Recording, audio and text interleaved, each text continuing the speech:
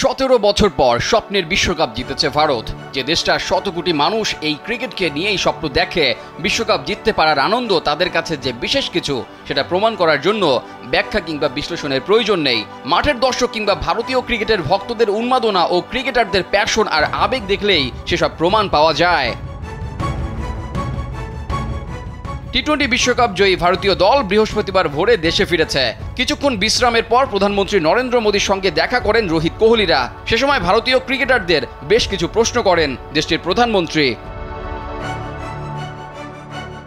আলাপচারিতা এবং সকালের নাস্তা সহ বিশ্বকাপ জয়ী ক্রিকেটাররা ঘন্টার বেশি সময় কাটান নরেন্দ্র মোদীর সঙ্গে।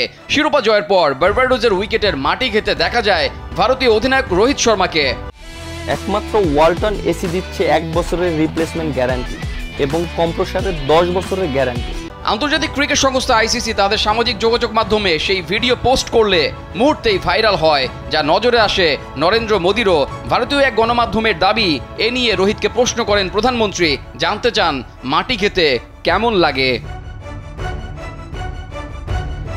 প্রধানমন্ত্রীর সাথে আলাপচারিতায় প্রত্যেক ক্রিকেটারকেই খুব সাবলীল দেখা যায়। সবার চোখে মুখেই ছিল তৃপ্তির স্বাদ। আলাপচারিতা শেষে ক্রিকেটাররা চলে যান মুম্বাইয়ে।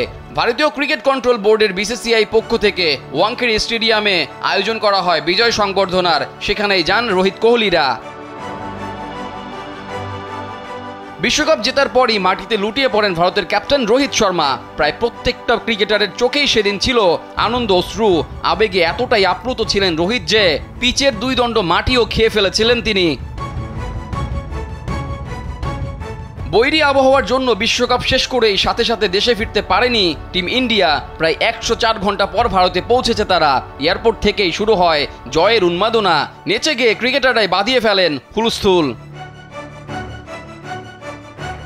পুরো টুর্নামেন্টে ব্যাট হাতে অনুজ্জ্বল ছিলেন বিরাট কোহলি। 7 ইনিংসে 75 বলে করেছিলেন 75 রান। তবে ফাইনালে খেলেন ম্যাচ জয়ী ইনিংস, হয়ে যান বিশ্বকাপ জয়ের নায়ক। হওয়াটাই স্বাভাবিক। টপ অর্ডাররা তাড়াতাড়ি আউট হয়ে যাওয়াতে যদি কোহলি সে সময় উইকেট না ধরে খেলতে পারতেন, হয়তো ফাইটিং স্কোরটা বোর্ডে যোগ করতে পারতো না ভারত। কথায় আছে না, শেষ ভালো যার সব ভালো তার। শেষ ম্যাচটাতেই ভালো খেলে ভারতকে বিরাট এনে দিয়েছেন বিশ্বকাপ। আর তাই তো শিরোপা জিতে নিজের অবসরে সেরা দিনটাকেই বেছে নিয়েছিলেন কিং কোহলি। রেজাউল করিম, কালবেলা।